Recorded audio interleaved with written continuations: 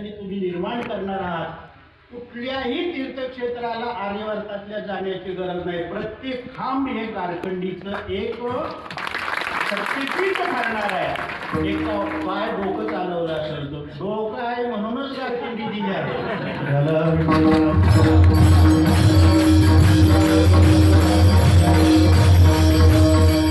आता या 50 मध्ये माझे जवळजवळ 3-4 वर्ष तरी लागू झाले बरं का. मी रौप्य 25 ला आणतो रौप्य महोत्सवला. त्याच्यानंतर 1-2 वर्ष जागरकाले गेले. मग ते तरी 1-2 असे काहीतरी कार्यक्रम होते कशाचे 20-25 वर्षाचा काळ गेला. तरी सुद्धा काय झालं मला जरा भूगोल माहिती आहे.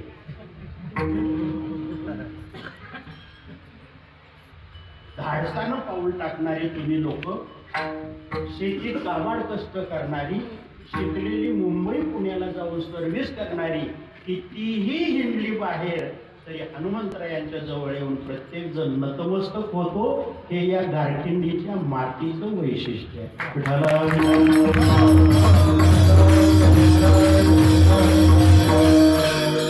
तेव्हा या नूतन मंदिराला पूर्णत्वाला गेल्यानंतर फार भव्य दिव्य आळंदीसारखा कलशारोहणाचाही सोहळा होईल. तेव्हा लवकरात लवकर मंदिराला चढावा कळस. याच्याकरता खिशात हात घालायला करू नका आळस. हिंदू धर्माचं दैवत आहे. आपण हिंदू धर्मीय आहोत. आपल्या धर्माचे उत्थापना व्हावे, धर्म वरचे वरच्या पायऱ्या चढत जाव्या, याच्याकरता त्यासाठी कष्ट सुद्धा आपणच करणं गरजेचं आहे. असतो की हनुमंतरायांच्यावर ग्रामस्थांची पंचक्रोशीची, या पंचक्रोशीचं ही दैवत हनुमंतराय. कित्येक गावची लोक या काले दिवशी हनुमंतरायांचे येतात. दुसरी यात्रा नाही काय नाही गावाला. बरोबर आहे की नाही? मला माहित आहे की नाही? सांगतोय मी जुना आहे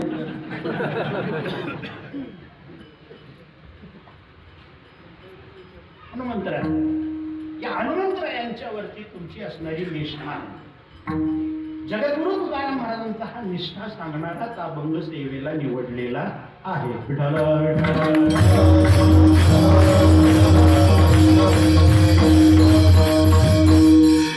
उपास्य दैवताच्या ठिकाणी भक्ताची आवड, निष्ठा आणि सद्भाव किती असला पाहिजे याचं दिग्दर्शन करताना जगद्गुरु तुकाराम महाराज प्रस्तुतच्या अभंगामध्ये 2 दृष्टांत देतात.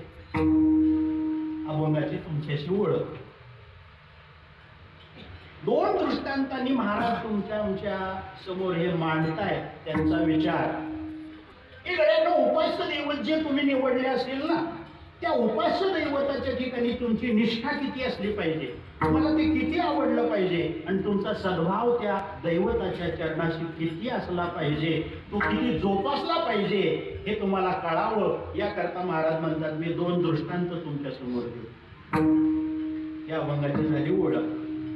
उपास्य दैवत कुठलं निवडावं अजिबात महाराज सांगायला तयार नाही. ज्याला जो देव आवडेल तो घ्या. No problem about that. ज्याला जो देव आवडेल तो घ्या. पण याला अट एक आहे, जो देव एकदा आवडला, निवडला, तो जीवनाच्या शेवटच्या श्वासापर्यंत सोडायचा नाही.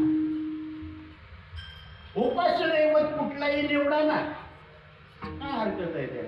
सगळ्यांना हनुमंतराय आवडतील, कोणाला राम आवडेल, कोणाला कृष्ण आवडेल, कोणाला शिवजी भगवान शंकर आवडतील, कोणाला पांडुरंग परमात्मा आवडेल, कोणाला दत्त महाराज आवडतील. प्रॉब्लेम काय आहे, पण एकाला एक आवडलं ना, त्यानं ते निवडलं ना की आवड, निष्ठा, सद्भाव एकाच्याच पायाशी आवड, निष्ठा, सद्भाव वापरून जेव्हा परमार्थ परिक्रमा आयुष्याची पूर्ण करतो ना, तेव्हा त्याला त्या परमार्थ प्रक्रियेचं परिक्रमेचं निश्चितपणे फळ मिळतं. आणि जेव्हा हे फळ मिळतं त्या संपूर्ण झालेल्या क्रियेला म्हणतात पातिव्रत्याची भक्ती. हा शब्द मोलाचा. भक्तीमध्ये पातिव्रत्यच पाहिजे. व्याभिचार नको. संसारात चालतोय का व्याभिचार? जयाचे ऐहिक धड नाही तयाचे परत्र पुसशी. अरे प्रपंच गणित अवस्थेत व्यभिचार चालत नाही. संसाराच्या वाटोळ होते, वज वाटोळ होते. परमार्थाचं काय होईल? परमार्थातील का व्यभिचार चालावा, का तो व्यभिचार करावा? एकानं एकाबरोबर राहणं याला म्हणतात पातिव्रत्य, आणि एकानं अनेकांबरोबर जाणं यालाच म्हणतात व्यभिचार. भक्तीमध्ये व्यभिचार नकोय, भक्तीमध्ये पातिव्रत्य पाहिजे. जो देव आवडला मरेपर्यंत त्याचे चालू नये, अनुसरण भाव त्याच्याशी जोपासून राहा. आज एक, उद्या एक, परवा एक, असली सोडासोडी नाही भानगड पाहिजे. माणसाचं झालंय काय आता हलकटपणा. एका देवानं त्याचं भागना. गळ्यात माळ घातली तुळशीची म्हणजे तू वारकरी संप्रदायात झाला. तुला ज्ञानदेवा आधी जगद्गुरु तुकाराम महाराज बरोबर यांच्यापर्यंत पर्यंत अभंग आदी वाङ्मय सगळं आवडलं पाहिजे. पंढरीची वारी तू केली पाहिजे, ती तुला आवडली पाहिजे. निष्ठा, आवड, सद्भाव विठ्ठलाच्या पायाशी पाहिजे. वारकरी माळ घातली तुळशीच्या मधल्यावर इथं थांबला पाहिजे का नाही? तो ती जमना माणसाला. काय करते? गळ्यात माळ घालते तुळशीची, की शेव गेला नरेंद्र महाराज. पेनाव आसाराम बघ, गळ्यात अनिरुद्ध बघ, पुस्तक वाचतो वामन पैसे, घरात फोटो निरंकारी बाबा, आणि दंडात काही हाजी मलमचा, तू नेमका कुणाचा? मी अनिरुद्ध बापू, आसाराम बापू, नरेंद्र महाराज हे कुणाला वाईट नाही म्हणलं बरं का. जे ते आपल्या आपल्या ठिकाणी चांगले आहेत. आमचं म्हणणं काय आहे, ज्याला जे बाबा जो पंथ आवडला त्यानं तो निवडलाय ना, मग त्याच्यातच मत. सोपं आहे हे काय? ह्याच्यात आजातवाद, विवरतवाद, दृष्टीवाद आहे? सोपं आहे ना हे. एकानं एका बरोबर राहायचं. आणि हे जर भाषा नसली कळत अशी तर सांगा,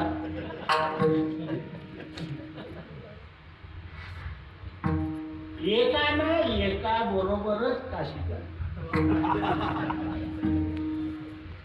पातिव्रत्य जो शंका पुढे मांडली. तुकाराम महाराजांना काही लोकांनी विचारलं, तुम्ही आवड निष्ठा सद्भाव जोपासण्याकरता दैवत कुठलं निवडलं? तुकाराम महाराजांनी पटकन हात जोडले आणि नम्र भावनेनं तुकाराम महाराज म्हणतात, आम्हाला आवड निष्ठा सद्भाव जोपासायला दुसरा देव शोधायची गरजच नाही पडली. बाप यांनी अगोदरच ते दैवत शोधून ठेवलेलं होतं. विठ्ठल कुळीचे तो पंढरीश परमात्मा श्री विठ्ठल, तो परमात्मा आवड निष्ठा सद्भाव जोपासायला आम्हाला आयता सापडला. कारण बाप ज्याची त्याच्या पायाची सेवा ही निराशी होती. माझ्या वडिलांची वारी त्याचीच करत होतो. पंढरीची वारी आहे माझ्या. आम्हाला देव नाहीच दुसरा शोधावा लागला. लोक म्हणले, मग तुमच्या घराण्यात लोकांना, अगोदरच्या पूर्वजांना विठ्ठल भगवान परमात्मा आवडला. समजा आम्ही तर दुसरा एखादा देव निवडला. महाराज म्हणले, तेच सांगतो ना रे, एवढा वेळ निवडा ना. मग मी कुठं म्हणतोय सगळ्यांनीच पंढरपूरला चाल.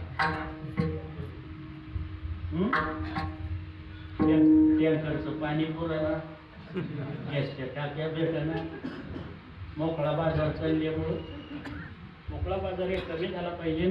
वयस्कर वृद्ध वारकरी जरी असतील, वृद्ध अनेक वर्ष वाऱ्या केल्यात ना, त्यांनी आता ठाईचं वैष्णवनी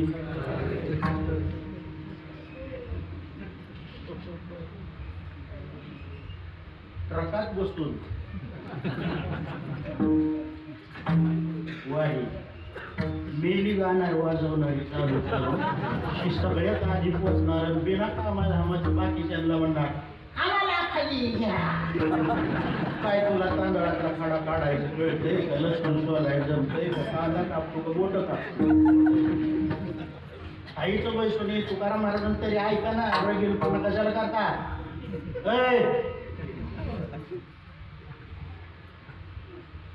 जेवण होऊन ताट धुवून किंवा पत्रावळ्या गोळा करून देण्यात म्हातारडी लगेच म्हणजे ट्रका चालल्या, आम्हाला कशवा तंबू ठोकायचं आहे का? तुला कळतंय का? जणू चालतोय का? मी कुठं मारावे का? काय मारतो? काय नाही, मोकळ्यात बसते. अजून कशी दिली आहे ना? येली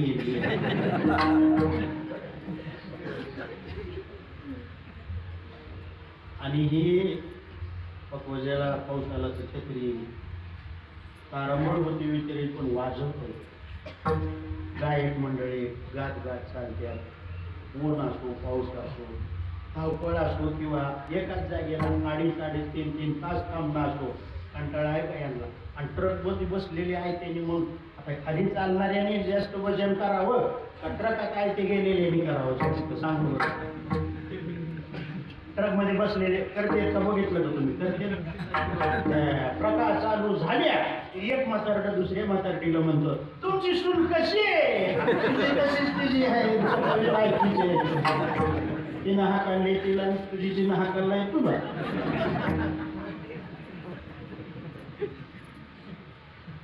थकल्या भागल्यासाठी महाराजांनी सूचना करून ठेवली.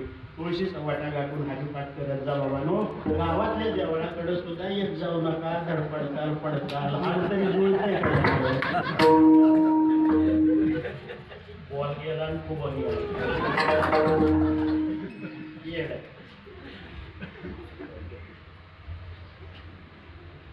अरे तुम्ही कुठलाही देव निवडा ना.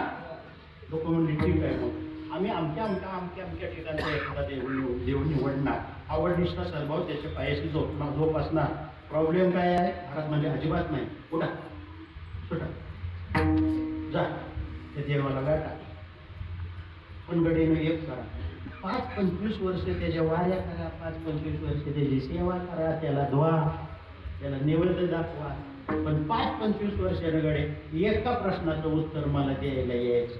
लोक म्हणजे महाराज म्हणले ऐका तो प्रश्न तुम्हाला ज्या देवाची 5-25 वर्ष सेवा करचाल ना 40-50 वर्ष सेवा करचाल ना त्या देवाबद्दल माझा आत्ताच तुम्हाला एक प्रश्न आहे. त्या देवाबद्दलचा प्रश्न महाराजांनी ते गेलेल्या लोकांना विचार. स्वाभिमान काय प्रश्न होता. माझा पांडुरंगा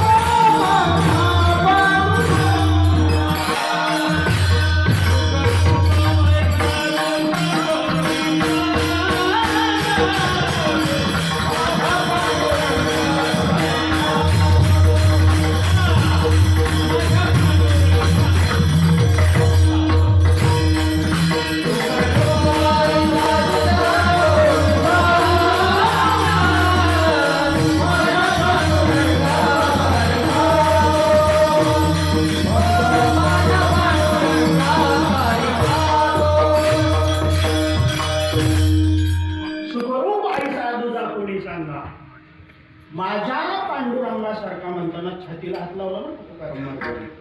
छातीला हात लावून बोलायच्या गोष्टी स्वाभिमानाच्या असतात आणि स्वाभिमानच व्यक्त होतो माणसाचा.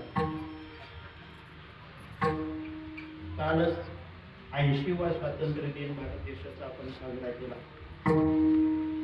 म्हणतो का नाही आपण अभिमानानं स्वाभिमानानं छातीला हात.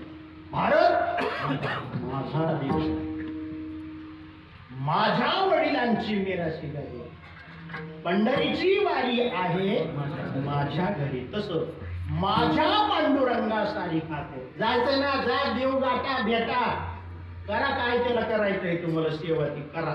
पण 50 वर्षानं मागं फिरा आणि मला इथे येऊन एखादं उत्तर द्या, एखाद्यानं तरी उत्तर द्या, त्या दैवतानं सुखरूपता तुम्हाला किती प्रदान केली? लोक म्हणले नाही त्या देवांकडे ते माल. महाराज म्हणजे अजिबात नाही, नुसतं जाणाऱ्याचं होत्यात हाल. सुखरूपता हा मालच त्याच्याकडे नाही, म्हणून तो महाराज म्हणले माझ्या पांडुरंगासारखा सुखरूप ऐसा दुजा कोणी सांगा. आहे का सुख दुसऱ्या देवाकडे? कळतंय ना सुख त्याच्याकडे आहे, कळतंय ना? आपुल्या पोटाची रडते माती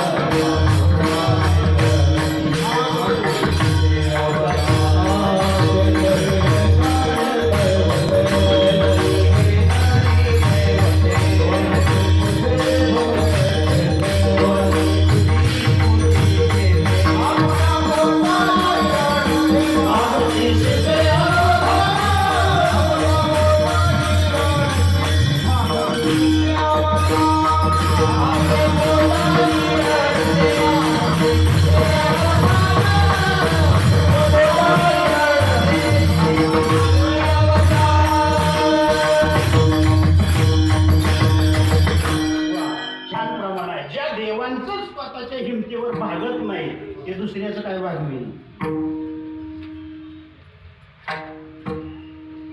ज्या देवांना स्वतःच्या पोटासाठी रडावं लागतं, भीक मागावं लागते, ते सुखरूप तर तुम्हाला काय देतील? म्हणजे सुखरूप कोण आहे? सुखरूप ऐसा दुजा कोणी सांगा. श्री विठ्ठल पंढरीनाथ परमात्मा सुखरूप आहे. इथपर्यंत तुम्हाला कळलेलं आहे कोण सुखरूप आहे? विठ्ठल परमात्मा सुखरूप आहे. आता किती प्रमाण द्यायचे? विठ्ठल सुखरूप आहे तर तुमच्यावर मला बिंबवायचं आहे. हे जरी नाही दुसरं सांगू का? सगळ्याच्या ओळखीचं सर्व सुखाचे तुझे पायी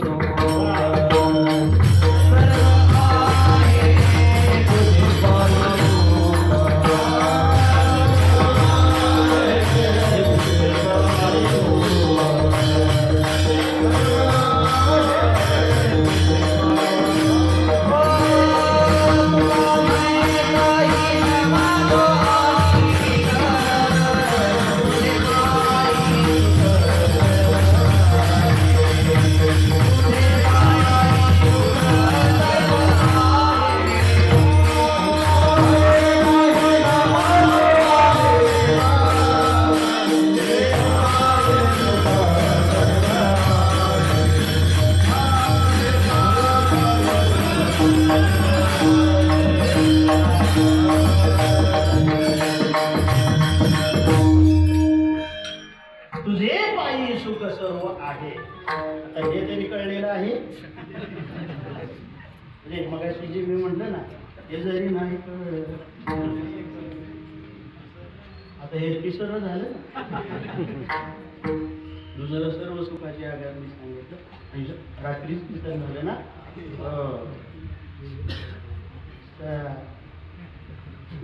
वेळ लावलाय, वेळ महाराष्ट्राला पूर्ण त्या माणसानं गाण्याला. मला तर नाही, कधी कधी मी ऐकून कीर्तन विशाल महाराजांची. एक तर बुद्धी विशाल, नाडनाव फुले, पण ते गाय लागलं की समाज सगळा डोले. हे आवडीचं माणूस माझ्या हो. अजून भेट नाही झाली. नाही आवडतं मला. गात राहिलं ना कीर्तनच करू नये वाटतं, ते गातच राहावं. काहीच नाही असं बरोबर भारी म्हणून वगैरे तरी आठवण आज बी व्हावे म्हणून मी म्हणलो.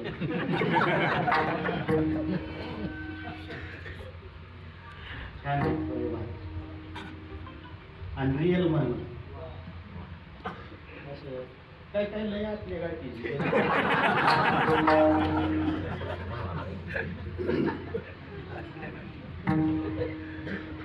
चांगल्याचं नामोल्लेख करा. हे अशी झाकलेली असते तेच ना आपल्याला. महाराजांनी सांगितलं तडफडत याल बरं का माझ्याकडं, आणि आयुष्यातला वेळ तुमचा गेलेला असेल तो माघारी मिळत नाही. लक्ष मोल देऊन एक क्षण सुद्धा आयुष्यातला पुनश्च परत मिळवता येत नाही. हे मानवी आयुष्याची फार मोठी सत्यता आहे. डॉक्टर सत्य गोष्ट आहे. गेलेला आयुष्यातला गेला. लोक म्हणले असं का माघारी फिरले पाया पडली महाराजांच्या. महाराज बरं झालं ना 20-25 वर्ष त्यांच्या वाऱ्या आणि त्यांना निवेदन नारायण करत राहिलो असतो राव, आणि काय आमच्या वाट्याला मिळलं नसतं. मग महाराज असं करूया का, तुम्ही ज्या विठ्ठल परमात्म्याच्या पायाशी आवडणी सद्भाव संपूर्ण घराण्यानं पिढ्या वेड्या झाल्या त्याच्या पायाची सेवा करण्यात. महाराज आमचं काय म्हणणं आहे, ज्या विठ्ठल परमात्म्याची आवडण्याच्या सद्भावानं तुम्ही सेवा केली त्याचीच आम्ही सुद्धा करायला तयार आहे. होईल तुमचं हे बदल, आमचं झालं तुमचंही होणार बदल. महाराज पण आता प्रश्न असा आहे, आवड निष्ठा सद्भाव श्री विठ्ठलाच्या पायाची जोपासण्याकरता तुम्ही नेमकी कृती काय केली हो? महाराज म्हणले काय नाही, मी एकदा शांत निवांत बसलो आणि डोक्यात असा विचार घेतला, जगात सर्वात श्रेष्ठ नातं कुठलं, जगात सर्वात श्रेष्ठ दर्जाचं नातं कोणतं याचा विचार करत बसलो. मला लक्षात यायची नाती, बहीण बहिणीचं, भावा बहिणीचं, बापाचं मुलाचं, आईचं मुलाचं, भाऊ भावाचं, काका नाना मावश्या नानी, अशी सगळी नाती मी अभ्यास केला पण नाही आवडली मला. या नात्यांचा अभ्यास करत असताना एक नातं मात्र इतकं इतकं इतकं आवडलं मला, ते निवडलं. बाजूला काढून असं नातं ठेवलं, त्याचा विचार करायला लागला. जगाच्या बाजारात जेवढी नाती आहेत ती कोचकामी आहेत, खोल आहेत. एक नातं मात्र सर्वश्रेष्ठ आहे जगाच्या बाजारातले नातं. हे तुमच्या पण लक्षात येतं.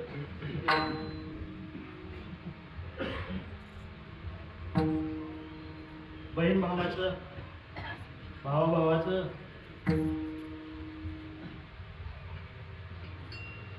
बापाचं मुलाचं, या नात्यांमध्ये गौणत्व न्यूनत्व कमीपणा कुठला आहे माहितीये का? त्याच्यात एक कमीपणा आहे, त्या दोन नातल्या घातला एखादा जर संपला ना, गेला खपलं, तर नातं पण संपत. नातं संपत नाही. कोणीतरी ती जागा चालवू शकतं, नातं अबाधित ठेवू शकतं. ते नातं अबाधित राहतं. दोन नातलं घातलं एखादा मेला तरी. पण महाराज म्हणतात मी निवडलं, मला आवडलं, मला जे पटलेलं नातं आहे त्या दोन नातलं घातलं, एक जरी संपला तरी नातं रूट आउट होतं, समूळ नष्ट होतं. त्या नात्यात बदली कामगार चालत नाही. आलं लक्षात?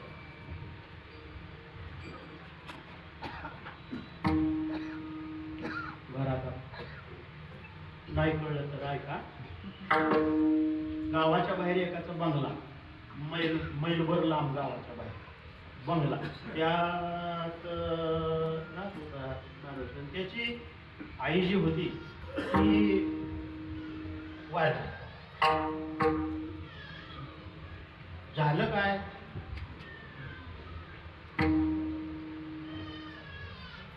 झाला उशीर. आज बरीचशी जुनी माणसं, वतूर डिंगोर आणखीन काय गाव काय काय काय काय परत पाबळ, इकडचे पाबळ कुठे शेजार 10-11 वर्ष कार्यक्रमाची सेवा मी तिथे केली.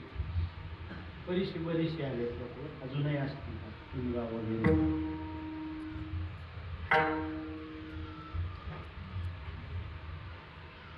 त्या बिचारीची म्हातारी मीच महिलावर राहत होतो गावाच्या बाहेर. मातृभक्त होतो त्यामुळं ते लय रडलो. रडतानाच म्हणायचं आई कुणा म्हणून स्वामी तिने जगाचा. भाषण अशी करायचं कवा कवा दहाव्याला पण रागायला त्यामुळे भाषण पाहिजे होतं. भाषण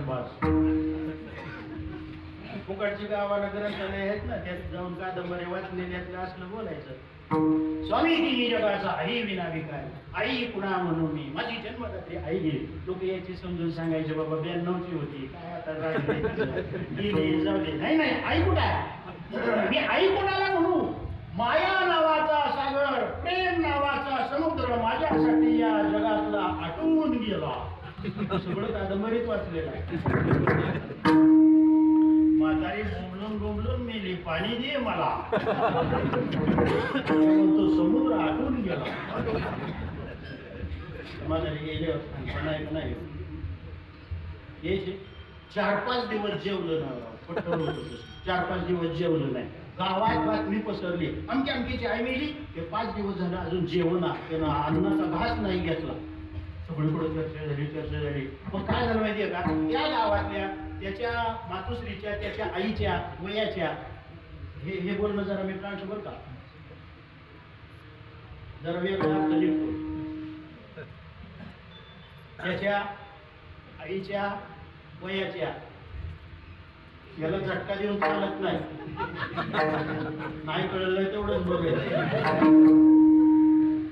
त्या 22 म्हाताऱ्या त्या गावातल्या आई म्हातारी मिली त्या म्हातारीचेच वयाचे होते.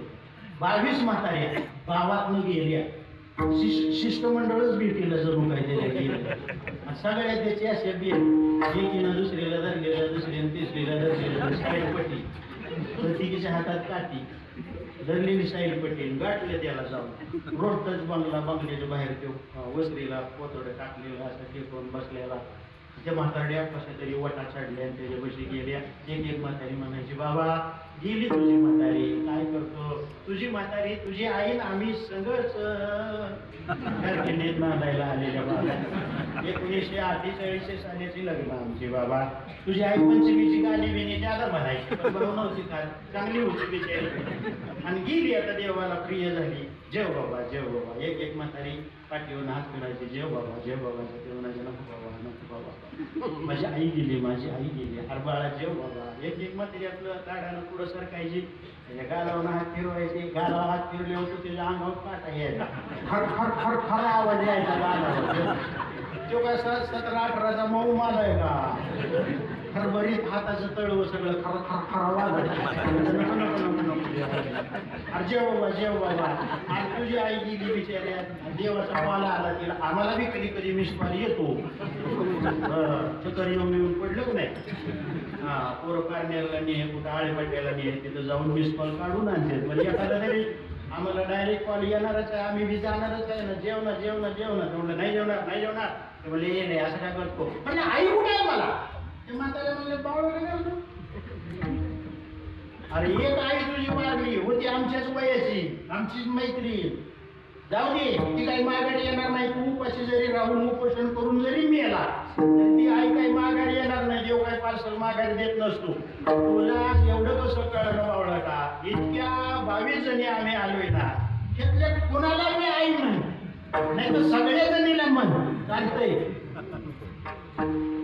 एका मिनिटात त्यानं विचार केला. एक आई गेली, 22 आई आल्या. काय अडचण काय उठलं, उपोषण सुटलं, प्रकरणच मिटलं. 6 बाकड्या परातीत घेतल्या, त्याच्यावर वाचलं. त्या म्हाताऱ्याच्या मध्ये बसून कन्हैया गाला करून करून गोळ्याचं गोळं तोंडात कोंबायचं. ते गोळ्याचं गोळं भाकरीचं खाताना म्हणतो काय बिघडतंय. एक आई गेली तर इतक्या आई आल्या, एक आई गेली तर इतक्या आई आल्या. आयाच आया आयाच आया आयाच आया. जेवलं ते. पुढचा 15वा गेला. 15वा गेला आणि त्याच बिचाऱ्याची बहीण वाढली. बहीण वाढल्या पुन्हा म्हणायला लागलं मनगटाला राखी कोण बांधी, मला भाऊ बिजारा करतोडा कोण देईल, मला ओवळायला कोण येईल. गेली गावात बातमी 42 तायड्या आणि एकटाच बावड्या जेव तो म्हणला ताई गेली 42 जणी आम्ही येतो वळतो ना दंडापासून नारड्याला सुद्धा राख्या बांधून 42 जणीने कर जोडून दिली एकच बांधायचा तो राहिलेला सगळा वळ काय कळतं का नाही त्याच वेळेला बिचाऱ्याचं उपोषण सुटलं म्हणलं ताड्या नादावला भावड्या जेवला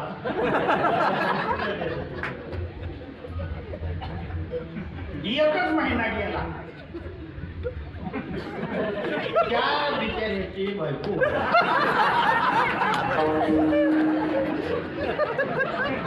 आता काय टाकायची गरज आहे टाकून बघायचं समोर मेली ना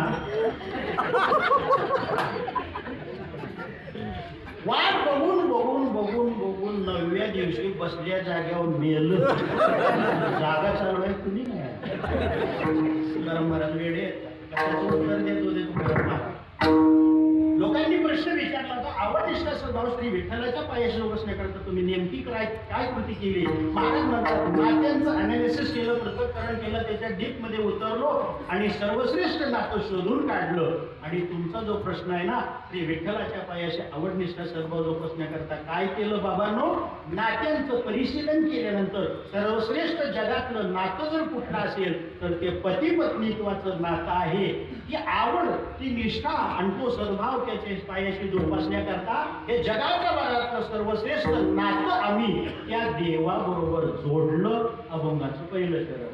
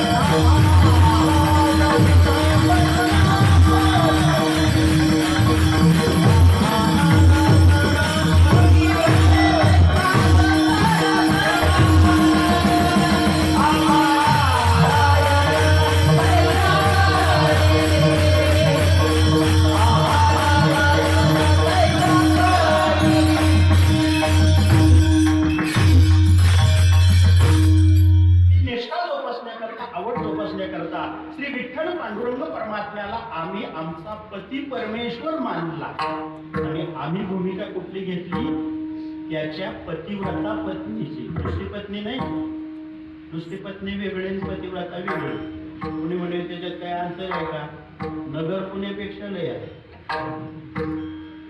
अंतर पत्नी पत्नी बनणं सोपं आहे. पतिव्रता बनायचं असेल तर काही अटींची पूर्तता किंवा परीक्षा पास व्हाव्या लागतात.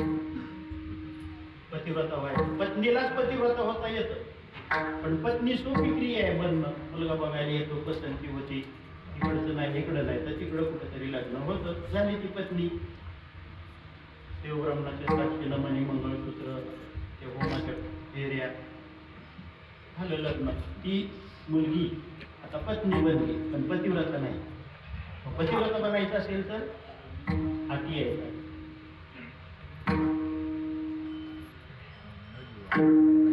पतीची या मता ही पहिली अट आहे.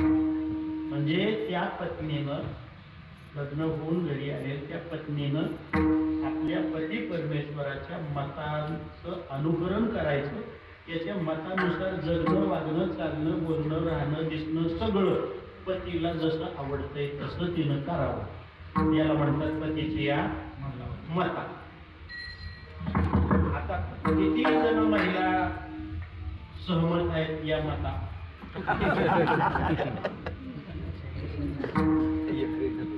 अक्षदा पडल्या ना आपलं मतच बस संपुष्टात आणत. आपलं मत नवऱ्याला सांगायचं नाही. त्याचं काय मत आहे, तू राहिली कशी पाहिजे अक्षदा पडल्यानंतर, तू जगली कशी पाहिजे, दिसली कशी पाहिजे, राहिली कशी, नवऱ्याला आवडतंय तसं, पतीला आवडतंय तसंच दिसावं, राहावं, चालावं, बोलावं. पतीला जर आवडतंय तू कुंकू लावावं तर टिकल्याची पाकिट तुझे ते ड्रायव्हर मध्ये पडले. तुझ्या पतीला आवडतंय तू चांगली साडी नेसावी, अंगावर वस्त्र प्रावरण साडी नेसावी. पतीला जर वाटतंय साडी नेसावी, तू आळकुटीला जाऊन जर घेऊन येते गाऊन, हे जीव देईल ना जाऊन, म्हणाल काय करायचं इथं जवळ राहून. त्याला आणि आवडतंय हिनं काळ्या मिरच्या आणून ठेवतात, जर त्याला रोज लागला तर मरायला नाही दे. दिवाळीच्या त्याला जर सर्दी होती गार पाण्यानं, दिवाळीच्या पाण्यापर्यंत सुद्धा गरम पाणी त्याची गाठच नाही होऊन रोजच त्यांना लहान आला तर सर्दी पडશે मरत येते. पतीची या मता याला म्हणतात. तुला काय वाटतंय बस अक्षरा पडले तुझ्या अंगावर. पतिव्रता व्हायचं असेल तर असं जगावं, वागावं, बोलावं, चालावं, राहावं, दिसावंच लागेल. दिवसातनं 25 वेळा तूच जर नवऱ्याला म्हणायला लागली, मी काय म्हणते माझं ऐका ना, मी काय म्हणते माझं ऐका ना, माझं काय मत आहे, माझं काय मत आहे, तुझं मत मातीत झालं. पतीची या माता अनुसरोनी पतिव्रता. 8 नंबर 2 अशी आहे. पतिव्रता नेणे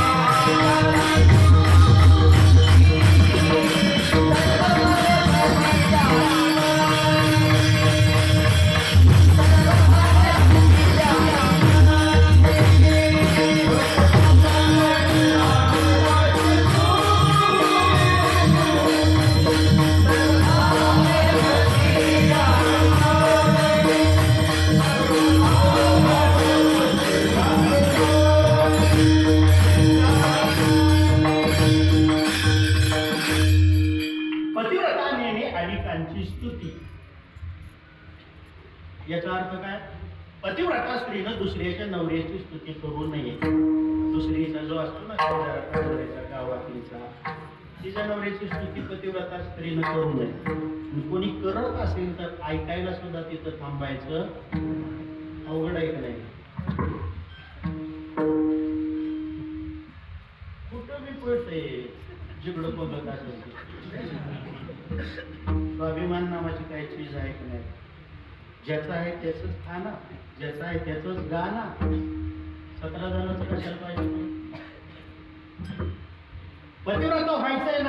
दुसऱ्याच्या मालकाची स्तुती करू नको.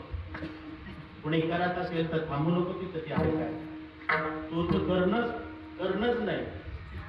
आपला पती सोडून दुसऱ्याच्या पतीची म्हणजे स्तुती करणं हे नुसतं पाप.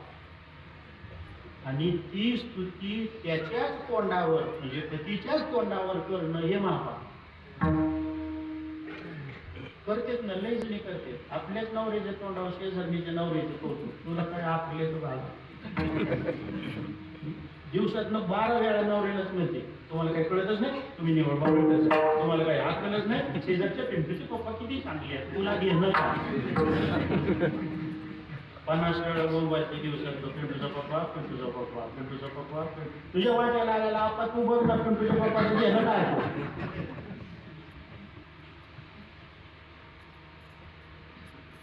एक धरीला चिठ्ठी एवढं पाहिजे. या अटींची पूर्तता केल्यानंतर काय होतं, पातिव्रत्य भाव जोपासला जातो. मग तो भक्त काय म्हणतो माहिती का? तो भक्त म्हणतो, आता माझाच देव मला फक्त प्रमाण, बाकी संपूर्ण जग मला अप्रमाण.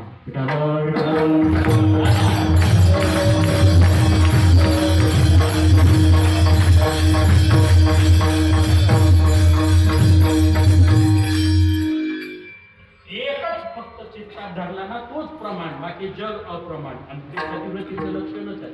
कारण म्हणतात पतिव्रतीची भक्ती आम्ही करतो, देवाबरोबर नातच असं पक्क जोडून ठेवलं की त्याला पती हा परमेश्वर मानतो. आणि आम्ही जण बनलो त्याची पतिव्रता पत्नी. पतिव्रतेचे सगळे गुण आमच्यात आम्ही आणून आणले.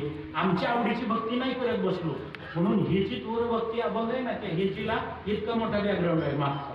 आमच्या आवडीची नाही, त्याला जी आवडते ती भक्ती करत राहिलो. आमच्या आवडीची नाही कधी करून काढले, त्याला जे आवडते ते. आणि अनुसरण भावाची जोपासना करत असतात. दुसरं नाव नाही आमचं तोंडात. शतखंडबाजी होईल रसना जरी या वचना पालटेल, न म्हणो या देव आणि काशी, गोपिकांकडनं शिकावूया. दुसरा देव त्यांच्या ओठात आला कधी? कायम स्वरूपी. हरे श्याम हरे श्याम श्याम श्याम हरे हरे, हरे श्याम हरे श्याम श्याम श्याम हरे हरे, हरे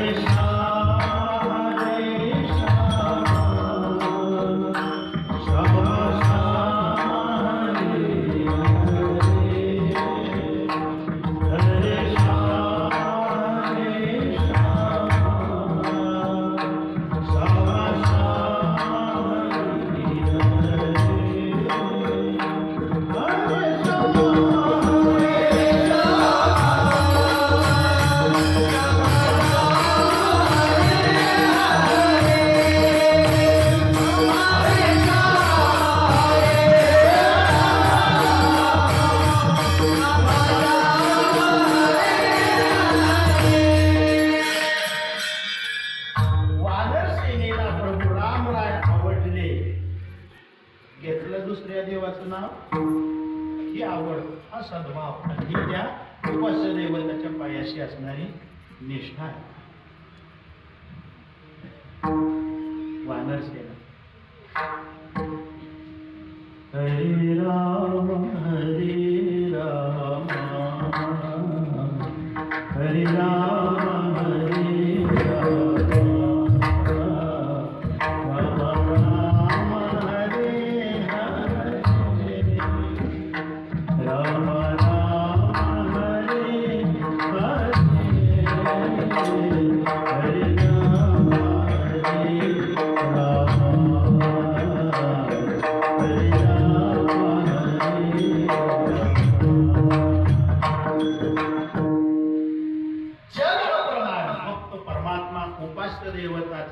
उपास्य जे दैवत आहे तोच फक्त प्रमाण. आणखी बरीचशी उदाहरणं सांगता येतील. शांडिल्य सौमित्रेचं उदाहरण गुरुवर्य नामदेव अप्पा शामगावकर मी मगाशी आठवण केली ऑफिसमध्ये बसल्यानंतर हनुमान महाराजांना म्हणलं मी आप्पा इथं आले होते का बरेच म्हणजे बऱ्याच वेळेला. आप्पा गोड दृष्टांत सांगायचे पतिव्रतेच्या बाबतीमध्ये. शांडिल्य सौमित्र दोघी बहिणी, शांडिल्यनं केलं लग्न. आपला पती हाच तिनं देव मानला. गावातल्या देवळाची पायरी सुद्धा कधी शिवायला गेली नाही. पती हाच तिला देव. आणि हेच शास्त्र आहे, स्त्रियांना आपला पती हाच देव. हा उग जाते कोणाच्या बी राहतात त्याने खूप हरात.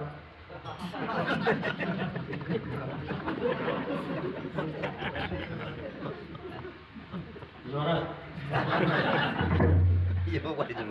निर्लज्जपणाचा कळस, संस्कृतीचं वाटोळं. तुझा नवरा तुझा देव आहे, ऐक नाही शास्त्र.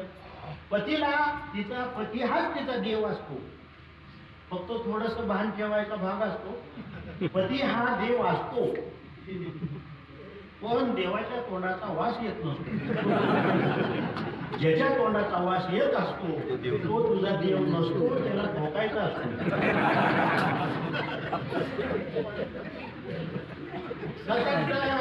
उदबत्त्या वासाचे घेऊन ओवळायला ह्याला येते, आणि ओवळताना सतत उदबत्तीच्या वासाला जर देवाच्या तोंडाचा वास माग सारत असला उदबत्तीच्या वासाला, तर ओवळावा पेटवावा. शिलाबंद पिळून आला याच्या पाठी ह्याला गाठली होती हातवरती. उपयोग काय? तो देव नसतो, त्याला धोकायचा असतो. ज्या बायांना आया बहिणींना लईच नवरा पिऊन ताप देतोय ना, तुमच्या हातात गणित आहे त्याची दारू सोडवा. पहिली गोष्ट, कुठल्या बुवा बाबाकडं गंडाद्वारा बांधाय त्याला नेऊ नका. ही लई पुढची असेल. हा, त्या दारू सोडवणाऱ्याला शिकवून येतील कशी प्यायची, किती वेळा प्यायची, ज्यादा झाली तर उतारा काय घ्या. लई गडी पुढचे त्यांच्या बुवा बाबाच्या गंड्याद्वार येणं ऐकत नाही. तुमच्या हातातली गोष्ट. नवरा जर 7 वाजता दररोज दारू पिऊन घरी संध्याकाळी येतोय धिंगाणा करतोय ना, तर तुम्हाला मंत्र सांगू, नवरा जर 7 वाजता दारू पिऊन येत असेल तर तुम्ही 6ला तयारीत लागावे. 6ला तयारीच लागावे. वेड्या बाबळीचं लाकूड काढावे, ते दीडवाव लांब असावं, त्याचे काटे काढलेली नसावे. गडी घरी आला का काट्यासकट त्या काठीनं ठोकायला सुरुवात करावी. येणेप्रमाणे 9 दिवस फक्त गडी ठोकला का 10व्या दिवशी सोडता येते. मंत्र आहे, अवलंब करायला हरकत नाही. शांडिल्यनं लग्न केलं, तो पतीला देव मानायला लागली. ती सुमित्रा उघड लग्न नाही काय नाही, हे संसार नवऱ्याची आधी ऐकायची, मुलांचं सगळं शिशू वगैरे सगळं काढायचं, मला विवाहच करायचा नाही, गप राहायची नाही, यात्रेला जायचं. महाकाळ, अयोध्या, काशी तर लय वेळा केली तिला. जिकडं जाईल तिकडं जाऊन ती झुंबरं मोगरं माळात लय तिच्या गळ्यात लय वेळा तिनं कुठं बद्रीनाथ केदारनाथ नामचं सगळं तीर्थ लय वेळा जाऊन आणि ती येताना देवाचं फोटोचं आण, कुठं त्या माळा तिथल्या देवांच्या माळा इतक्या तिच्या गळ्यात. यंदाच्या लाकडाच्या माळा, गव्हाच्या माळा, रुद्राच्या माळा, तुळशीच्या माळा, पेरूच्या लाकडाच्या माळा, जिथं ज्या लाकडाला मिळेल तसल्या माळा माळा माळा माळा इतक्या तिच्या गळ्यात माळा, जणू काय माळ्याचाच माळा. रस्त्यानं चालली की वाचायच्या फळा फळा, मग लोक ओळखायची. बहुतेक आदरणीय वंदनीय मित्रताई आल्यावर फिरायचे का मोठा असा गव्हाच्या कुडाचा, तुरीच्या कुडाचा असा मोठा आश्रम. ते आपलं जेवणाचं कसं केलंय तुम्ही आता मोठं, तसला आश्रम तिनं बांधला होता. आदरणीय वंदनीय सुमित्राताईचा आश्रम. फोटोच फोटो येतो. इतक्या मोठ्या आश्रमात फोटो मात नव्हतं. तिथे देव गोळा केलतो. दत्त मारुती एक तोंडाला जातं, एक तोंडाला जातं, दोन तोंडाला जातं, एक तोंडाला मारते, दोन तोंडाला मारते, पंचमुखी हनुमान एक तोंडाचं. गणपती उजव्या तोंडाचा, डाव्या तोंडाचा, 3 तोंडाचा, 5 तोंडाचा, 21 तोंड गणपतीला. जी नाही ती देव गोळा केलेला, गट भरलेलं. सकाळी जी देव धुवायला घ्यायची, दुपारी 2 वाजेपर्यंत देवच धुवायचे. त्या उदबत्त्या इजल्या की लाव, जणू काय कारखान्याचाच बॉयलर पेटवून बाहेर घेऊन नाही आला. दुर्बल झाल्यावर गाव म्हणायचं मित्राताईंची पूजा आठवली पाहिजे म्हणत होती. एक दिवस काय ते सँडिल्या जी होती ना, सँडिल्या तिचं नवरा आला म्हणलं माझं डोकं दुखतंय. तिनं हातातलं काम लगेच टाकलं. पतीची माता एक धडीलाची लगेच म्हणजे थांबा, मी तुम्हाला थंड पाणी देते आणि तुमचं डोकं चेपून देते. अंगणाच्या तिथल्या त्या उंबऱ्यातच बसली, मांडीवर डोकं ठेवलं तिच्या पतीनं आणि ती डोकं चेपायला लागली. गार पाणी तव्यावर दिलं त्याला, गार पाणी दिलं. मग हिने डोक्यात दाबायला लागल्या उडी 1.5 मिनिटात गोरायला लागला. तो असतो एखादीचा हात इतका गुन्हा नशीब वाटतो. सगळ्याच कुठलं नशीब, सगळ्याच नशिबात कुठला तो कदा म्हणलं जाणार तिला कामाचं ताण असल्यावर काय करायचं. आणि मग तिनं डोकं दाबायला लागले, इकडे झोपला, भरायला लागला. आणि ती आदरणीय सुमित्राताई देव धुतलेलं पाणी अंगणात टाकायला आली. तिचं लक्ष गेलं, बहिणी नवऱ्याची डोकं दाखवली. म्हणजे गरज आहे का नवरा करायचीच गरज नाही. यालाच नसता तर हे कुठाना करावा लागला. डोकं दाबून त्याला काय दाबून तेल लावून त्याला आंघोळच घाले. प्रपंचात पडणारी माणसं बोलतच.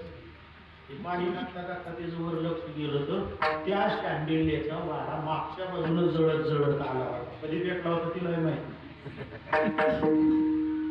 एवढे भेटला पण वाडा कधी पेटला माहितीच नाही तिला, तपासलं. फक्त नवऱ्याची सेवा करत बसली. तिनं पाणी फेकून दिलं. म्हणजे ओ तुम्ही त्याला काही बोंबल्या नवऱ्याला घ्या बाजूला थांब, तुझ्या घराला आग लागली. तिच्या डोक्यावर 1.5 वाव जाडीची तुळई लाकडाची ती जळत होती. वरती ज्वाळा काढलेल्या, मागणं तर सगळीच राख झाली. ती तुळई जर डोक्यात पडली तर मी असते दोघं हे बोल म्हणून सांगत होती. घेऊन बाजूला हो, बाजूला हो. आता तुझ्या वरण्यानं माझ्या डोक्याची झोपमोड होईल. सुमित्राताई म्हणजे झोपमोड नाही, धाववा होईल. उठून बाजूला सोडते, मरल तुम्ही दोघं जळून मरचाल. अग्नी तुझ्या डोक्यावर वाडा जळून खाक झाला, डोक्यावर तुळई जळते. त्याला घेऊन बाजूला हो. ते म्हणजे असू दे ग, तू फक्त कालवा करू नको. माझ्या नवऱ्याची झोपमोड अजून तुला पाहिजे नको नवरा. जळून मरचाल ना. म्हणजे कशाने जायणार, अग्नीनं जायणार. ती सांगितले हो सुमित्रे तू फक्त तोंड बंद कर, तोंड बंद ठेव, तुझं ओरडणं थांबव, मी अग्नीला थांबवते.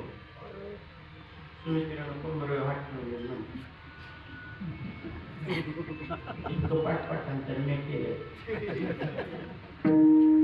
काशी केलेली बाई मी. आणि तू अग्नी थांबवती म्हणती, काही घरची म्हैस आहे का वळती.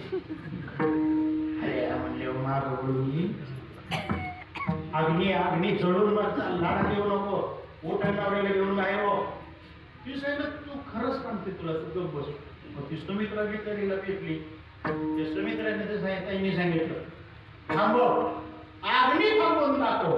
तिनं काय नाही, नवऱ्याच्या डोकं अर्धाच मिनिट हात डोकं काढले, वर हात जोडला. अग्निनारायणा मी पतिव्रता तुझ्याकडे भीक मागते. अग्निदेवता माझ्या नवऱ्याची झोपमोड होईल म्हणून जळतय त्या जागेवर थांबा, पुढं सरकू नका. माझ्या नवऱ्याची झोप झाली की त्याला घेते मी बाहेर होते. त्यातलं काय जळलं काय राहिले ते बघायला सुद्धा येणार नाही. सगळे का दाखवाय ना, माझा देव माझा बसला पाहिजे, माझा देव फक्त माझा बसला पाहिजे.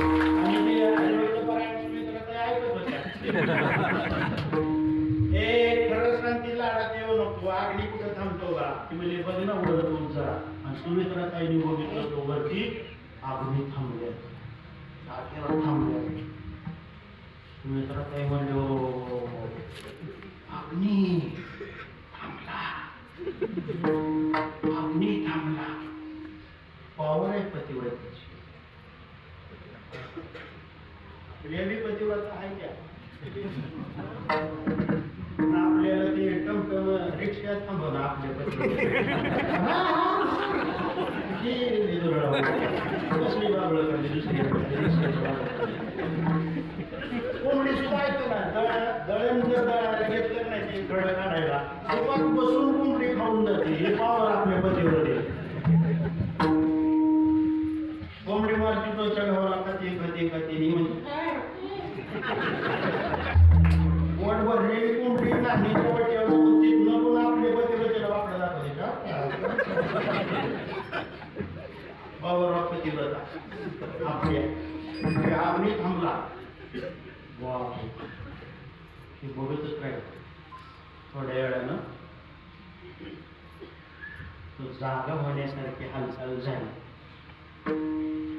आपण नाही उठवायचं. अग्नी याची जो उठून बसस तर पतिदेव अग्नी काय करणार नाही. बरं अग्नी काय करणार नाही. अग्नी बी असा शहाणा, त्यानं हिकडचा कार्यक्रम थांबावा. सुमित्राताईच्या आश्रमाकडे घ्या. नुसतं कुडाचा गावाच्या कुडाचा सगळं पोकाळ माल बांबूचा काय आणि देवांचं फोटो घेतलं ना. 20 मिनिटं सुद्धा लागली नाही. अख्ख्या आश्रमाची राया म्हणजे एकटीची पावर रागणी जागेवर थांबवला. आणि मागून असं एवढा आश्रमात मी माझे देव खोकले कुटीला काय काय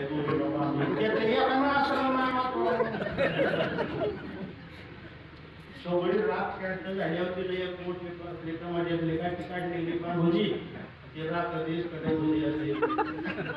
गणपतीचे सोंडर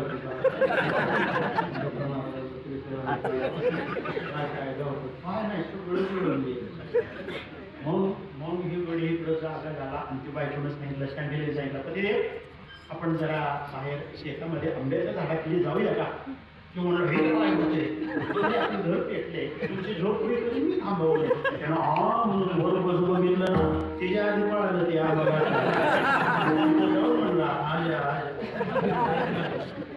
आणि ही सुमित्रा ताई गेली तिथं रडत बसली. ताडे तू अग्नी थांबवला. इतके देव असताना सुद्धा त्यांची पावर नाही की अग्नी थांबवायची. म्हणली ना तुझ्या अंगात ही ताकद कशी? ती म्हणली पतिव्रतेची जाज्वल्य निष्ठा इथं उपयोग आली आणि मी ते अग्नीला थांबवलं. तायडे कशाने येते ही निष्ठा? म्हणजे पंचीची सेवा केल्यावर तू पतिव्रता व्हायला पाहिजे. पतिव्रता मी असल्यामुळे हे करतो. सुमित्राताई मागं लागल्या मला आपण लग्न पतिव्रता व्हायचंय. ती म्हणजे पतिव्रता लग्न करायला केल्यावर होतो. म्हणजे करायचंय लग्न. मग तुझा पहिला विरोध होता ना. आज काय सगळं केलं मागचं. मला पतिव्रता व्हायचंय लग्न करायचंय. ती म्हणजे आता तुला करायची गोष्ट खरी आहे पण आता तसं RTO भेटावं लागेल ना पाशीला.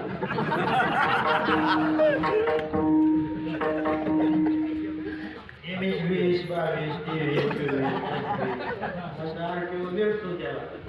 ती MS 58चं पासिंग झालं. नाही मला पाहिजे. तिनं का हातात हार दिला त्याला सांगितलं जा अंधार पडलेला होता गावात रात्रभर पण जो कुणी पहिला पुरुष तुला भेटेल ना त्याच्या गळ्यात तू हार घालायचा. तो तुझा पती. रातभर गावात झेंडली पण पावसाचा महिना थंडीचा दिवस कोण दारू बाहेर येतो कोणी भेटलंच नाही. गावातून कुठली एका रस्त्यानं मग नदीच्याकडे यायला. नदीच्या कडेला येताना पहाटेचा सुमार आणि पहाटेच्या सुमारास एक ते पाण्यात नदीत तिला डुबुक आवाज आला. आवाज आला ती म्हणजे बाय कोणाची मस्त कोणाचा रेडा काय पण रेडा म्हणावं तो किती येडा.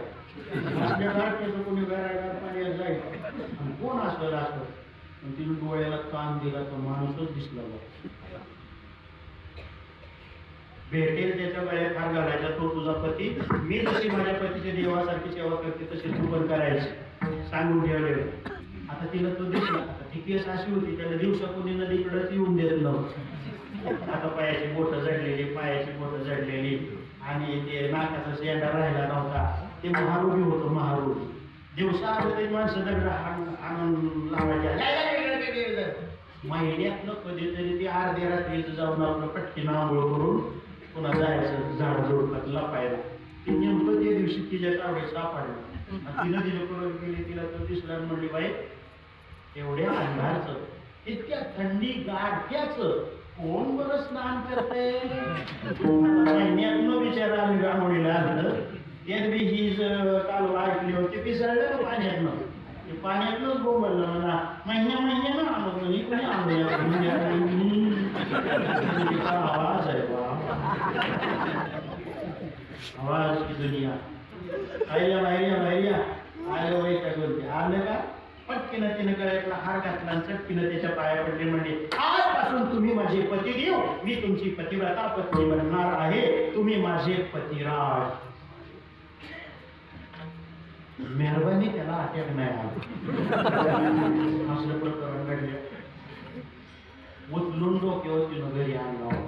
घरी आणल्यावर मग काय ते रिंगणाचं म्हणू नका, ते मुलतानी माती म्हणू नका, काय काय काय काय चंदनाचं पीठ केलेलं त्यानं ती अंगाला लावायचे, त्याला आंघोळ्या घालायचे. दुधन त्याच्यात बदामन खाडीकन काजून बारीक करून टाकलेला गलास त्याला हाणाय मिळायचा.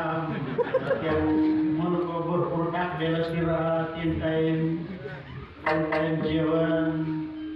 महिन्यातच माजलं ते तुझलं आणि माजलं. एक दिवशी दुधाचा ग्लास घेतला ग्लासावरच हात आणला. तर तिनं म्हणायला पाहिजे होतं रोगात देऊ का आणि त्याने कशी म्हणाल म्हणजे काय नको घ्या ना दूध घ्या ना. नाही देणार म्हणजे काय झालं काय तू माझी सेवाच करत नाही. म्हणजे काय करू सांगा. एवढं आंघोळ्याचं काय ते 3 आंघोळ्या 3 जेवण 3 नाश्ता चाललाय. अजून काय करू तो म्हणलं एका ठिकाणी बसून मला करमत नाही. अख्ख्या गावातलं मला तो डोक्यावर मला टोपलीत बसवून फिरवून आणायचा. नाही म्हणले नाही. पतिव्रते जायचा कार्यक्रम ते म्हणले तुम्हीच मला प्रमाण आहे. टोपली घेतली भाजीपाल्यासारखी मोठे त्याला कपडे वगैरे घातले रेशमी वस्त्र खाली टाकलं. आता महिन्यात खाऊन वजन बी त्याचं वाढलं होतं. 98 किलोचं लढू तिनं पण किलो चालला. गावातनं त्याला फेरी मारून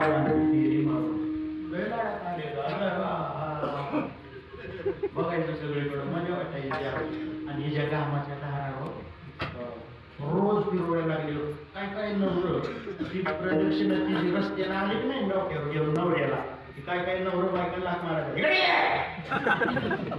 काय इकडे आणि काय डोळे गेले का तुझे डोळे फोडले का दिसत नाही का. नवऱ्याची सेवा करावी तर अशी करावी. काय बायको आहे का सेवा करावी तर अशी करावी पतीची. आता काय काय बाय काय ऐकून घ्यायचं पण काय काय रेग्युलर 1,500 वाली कसं ऐकून घ्यायचं.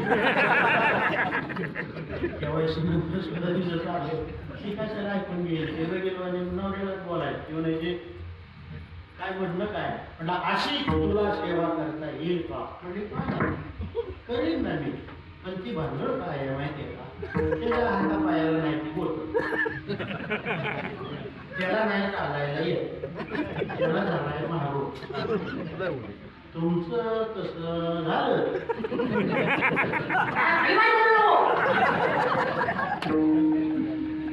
बरेच दिवस सेवा चालले होते. एक दिवशी पुन्हा गडी घुसला न जेवता बसला उपाशी बसला. म्हणजे काय झालं काय म्हणलं आज गावातून फिरून येत असताना आमच्या गल्लीच्या आमच्या टोकाला ज्या वेश्येचं घर आहे ती दारात उभा होती. त्या वेश्येवर माझं मन जडलंय. मला तिथं नेऊन माझ्या इच्छेची पूर्णता केली तर मी अन्न खाईन नाही तो उपाशी मरत नाही म्हणली नाही. फक्त म्हणजे 4 दिवसाची मुदत द्या. रोज जायचे अर्ध्या रात्री त्या वेश्येच्या दारात सडा रांगोळी व्हायची माघारी यायची. 4थ्या दिवशी वेश्या जागी राहिली. की रोज विचार करायचो कोण माझं तोंड बघणं अशुभ मानतात आणि माझ्या घराला मंदिर कोण करायला लागले सडा समार्जन फुलं वाहून तिला विशेष वाटत. चौथ्या दिवशी लपून बसली तिला हळदी कुंकू ते रांगोळीवर वाहिलं फुलं टाकले उठणार ते वेशीनं धरला हात. मी म्हणजे काय झालं कोण आहेस तू म्हणजे मी सुमित्रा. का ग माझं घर तुला मंदिर वाटलं गावात मंदिर नाहीत का माझ्या घरात समोर फुलं वगैरे माझं काय कारण ते सांगितलं विनाकारण कोण कोणाची आज सेवा करते.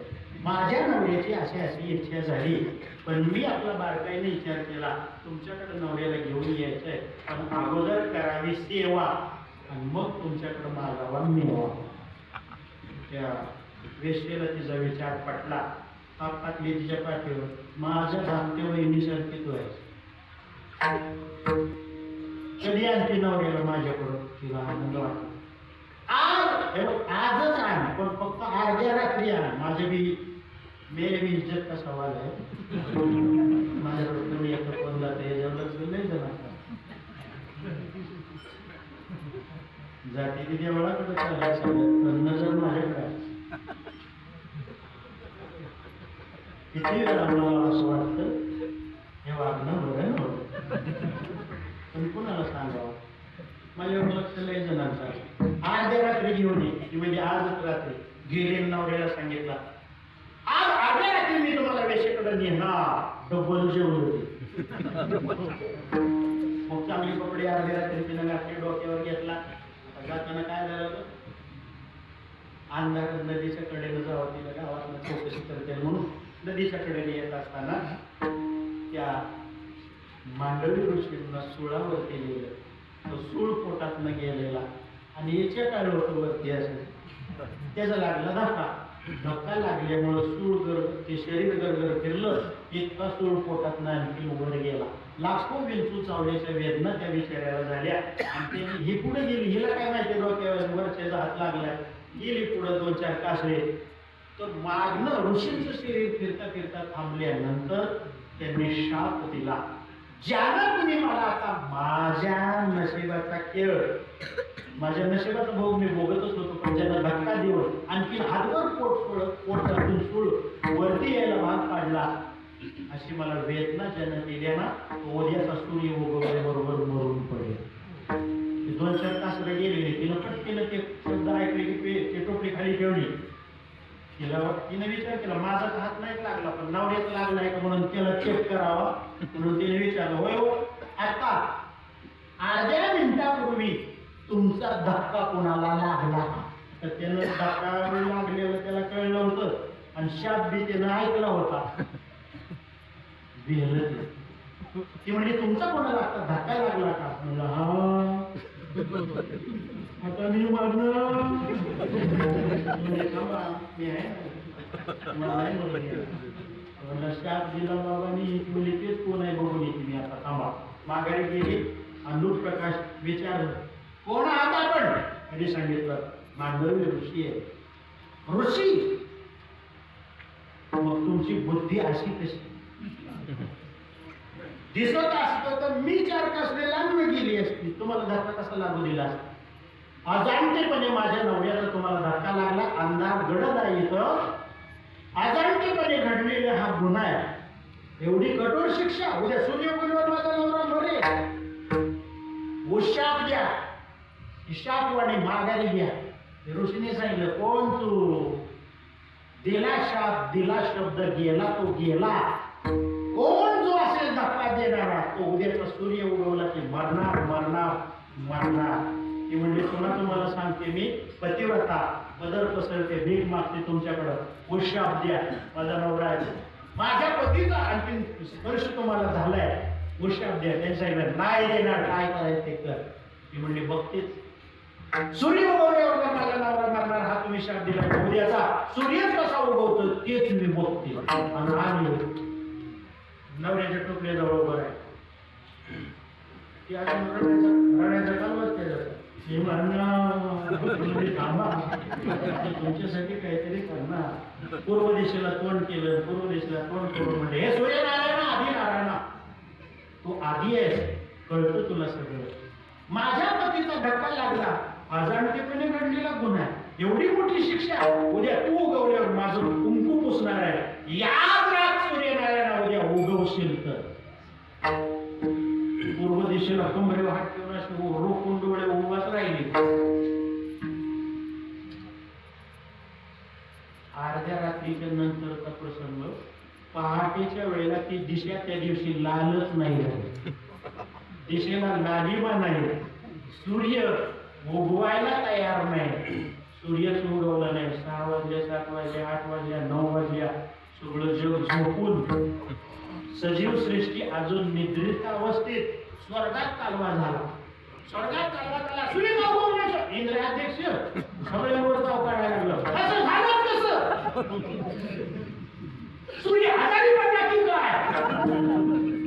जेव्हा नारद बाकीच्या देवांना म्हणलं ही बावळाट अध्यक्ष निवडला. याच्या बापाने म्हणलं बाबा सूर्य आजारी पडला. सूर्य कुठे आजारी पडतो का? असली ईडी असतात तीच अध्यक्ष असतात.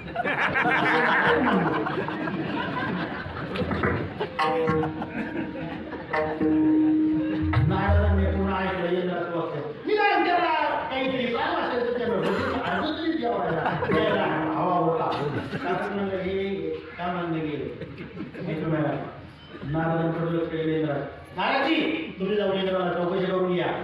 म्हणजे माझे सांगले का सूर्याला जाऊन भेटलं तर सूर्यनारायण सांगितलं नारदा कोणाचा बी नाश करा पण पतिव्रते का नाद करायचा. ती आडवी आहे म्हणून मी उगवायला तयार नाही. नारद आले सांगितलं सभेमध्ये. इंद्रानं काम दिलं. ब्रह्मा विष्णू महेश यांना सांगितलं प्रकरण पतिव्रतेच आहे. पाठीमागं तुम्ही हे प्रकरण एकदा हाताळलेलं आहे. त्यामुळे तुम्ही आता जावयाचे आहे. ते म्हणजे त्याच वेळेला आम्ही गेलो होतो. 6 महिन्याची बाळं होऊन आम्ही लटकत राहिलो होतो. आमच्या अंगावर निदान लंगोट्या तरी असाव्या. पतिव्रतेनं आमची केलेली फजिती आहे. मेहरबानी त्यावेळेला आमचा फोटो काढून कोणी फेसबुकवर वाचली आहे. तेव्हापासून आम्ही ठरवलंय पतिव्रतेच्या आधाराला लागायचं. दुसरं काही असतं आम्ही गेलो असतो. तिसरा म्हणला मग देवाचे देव तुम्ही ते मी नुसता नामधारी अध्यक्ष आहे. तुम्हाला सांगू शकतो की तुम्ही जर दारात नसेल तर हे प्रकरण असंच पुजू द्या. नको सूर्य उगू द्या.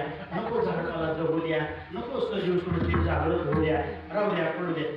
शेवटी ब्रह्मदेवच महादेव आणि या विष्णूंना म्हणले चला हे आपण जगाचा चला आपण तिकडे जाऊया. गेले त्या अनुसया मातेला भेटले. अनुसया मातेला भेटायचं काय कारण म्हणजे डायरेक्ट तिच्या जवळ जायचंच नाही. आपल्याला घेणं काय मागच्या वेळेला 6 महिन्याची आता 2 महिन्याची हे नकोच नको. मातेला काटा काढायचा. अनुसया माता पतिव्रत आहे. ही पतिव्रत आहे. हिला सांगायचं तिच्याकडे जाण तिला बाजूला कर. आपलं काय चतुरातु शिरोमणी म्हणून गेली तिच्याकडे. अनुसया मातेनं बघितलं. दोघांचा नमस्कार झाला. अनुसया माता म्हणजे काय बाबा मग परत आला दुसरा पायला बनवू का म्हणजे नको. मग काय असे असे तुम्ही जा आणि ते असं असं हे करा. अनुसयामध्ये सांगितलं असं आहे का. अनुसयामध्ये माहितच नाही पुढं काय होणार. गेली त्या बिचारीला म्हणले त्या सुमित्रेला म्हणले हो बाजूला बघू दे सूर्याला हो बाजूला जगाला का म्हणतेस हो बाजूला. मग तेव्हा तिनं सरळ चालवलं. असं मोठं धोरण आहे. ती म्हणली अनुसया माता तुम्ही श्रेष्ठ मी तुमच्यापेक्षा कनिष्ठ. झालं काय मी कशाला सूर्याला आडवी येईल. झालं काय त्या बाबाला ऋषीला माझ्या नवऱ्याचा धक्का लागला. त्यानं शाप दिला उद्या सूर्य उगवला की माझा नवरा मरणार. जुने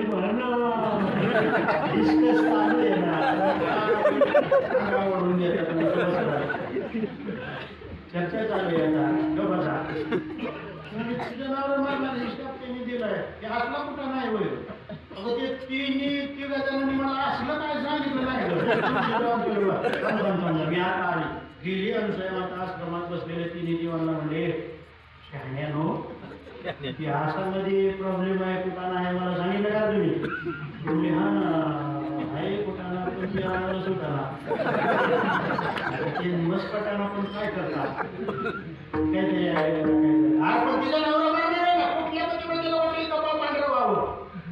तिने देव म्हणजे आहे साहेब आमची ताकद नाही का एवढी तिला म्हणा बाजूला हो नवरा मरू दे कुंकू पुसून टाक एका मिनिटात पुन्हा आम्ही तिथं येतो आणि तिचा नवरा जिवंत करून घेतो तिला कुंकू बी लावता येते आणि जिवंत करताना हे असला डोक्यावर वाहायचा नाही घडदाखल शरीरात न्यू ब्रँड नवा माल देऊन नवा माल अनुसायना म्हणजे मी तिथं हजर असणार आहे तिला नवा घडदाखल निरोगी शरीराचा नवरा तुम्हाला द्यावा लागेल आणि देणार शब्द तुम्हाला आमचा ती विचार गेली आणि सांगितलं ओ बाजूला उघड सूर्याला तिन्ही देव येतील तुझा नवरा जरी मेला तरी सुद्धा तुझ्या नवऱ्याला ते तिन्ही देव जिवंत करतील मी त्याला साक्षीदार म्हणून आहे मी तुला अडचणीत येऊन येणार नाही तुझा नवरा जिवंत झाल्याशिवाय मी जागा सोडणार नाही हो बाजूला मग तिने सांगितलं ठीक आहे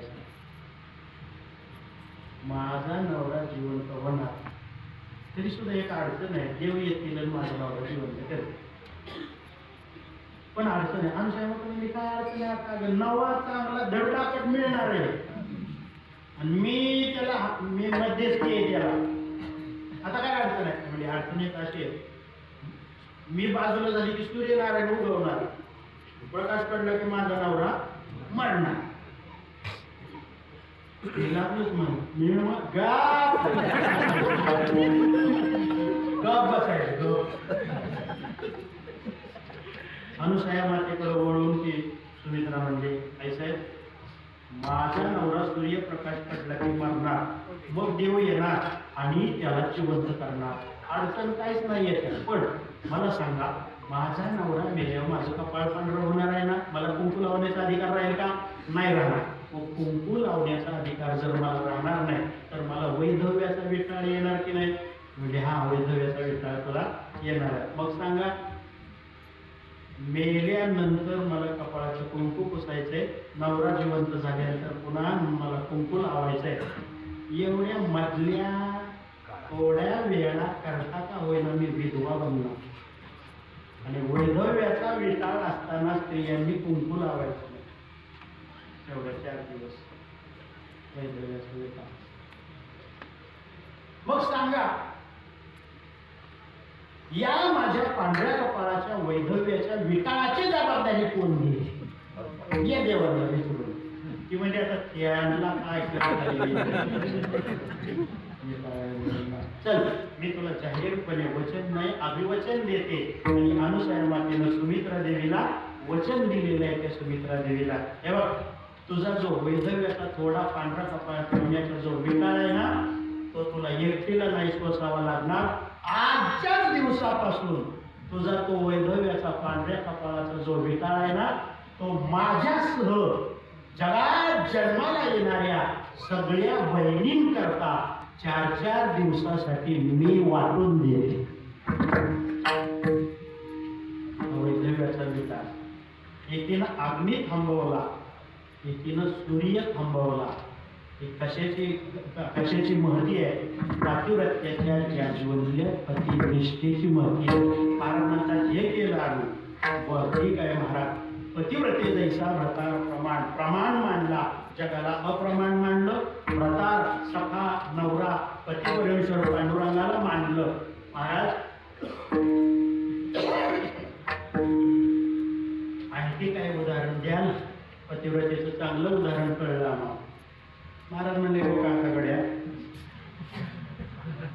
महाराज जरी लवकर आला तरी 5:45ला रामकृष्ण हरी बाबा 7ला महाराजांनी सगळं चाल बिल सगळं उरकून बोलायला सुरुवात केली तर मग त्याच्या वाटेला 2 तास आणि 7:45-8ला जर महाराज बोलायला लागला तर ती कॅसेट काय पूर्ण होत त्याला करणार काय आपल्याला गोड असं गायनही ऐकायचं कीर्तनाचा अभंग तरी मी आपलं हे नामदेवाच्या अधीन चालू कोणी महाराज आणखी काय उदाहरण महाराज म्हणजे आता 9ला गेला काटा पुन्हा कधीतरी जेव्हा गुरुवारी नामदेव बाप्पा सांगायचं बरं का आम्हाला पोरांनो हे आता अलीकडे निघले म्हणजे तुमची 7 नवशी कीर्तन 7 ते 9 ची कीर्तन जर घ्याल तर 7 ते 9 कीर्तन 9ला सोडत जा. मी म्हणलं का वापरा एखादं थोडं लेट बीट जा, अजिबात करायचं नाही म्हणजे लेट. मी म्हणलं का पण 9च्या पुढे गेलं तर काय असतं. तेव्हा आपण सांगितलं ते आत्ताच होते. आपण सांगितलं बाबांनो, जेवणारा कळकळत ना सगळीच कुठं कीर्तन झाली का त्यांचा कळकळत द्यायचा करून कळकळत घेऊन जायचं. नको ते नको. जोगवडे महाराज पंडितान कानावरून जाऊ द्या उदाहरण. महाराज सांगतात ठीक आहे, पतिव्रतेला जसा व्रतात आपला नवरा प्रमाण इतकी आवड निष्ठा सद्भाव त्याच्या पाहिजे उपासते ना, तसं दुसरं उदाहरण सांगितलंय 3ऱ्या चरणात. तुका म्हणे विध झाले सर्व भावे लोभ्या आवडले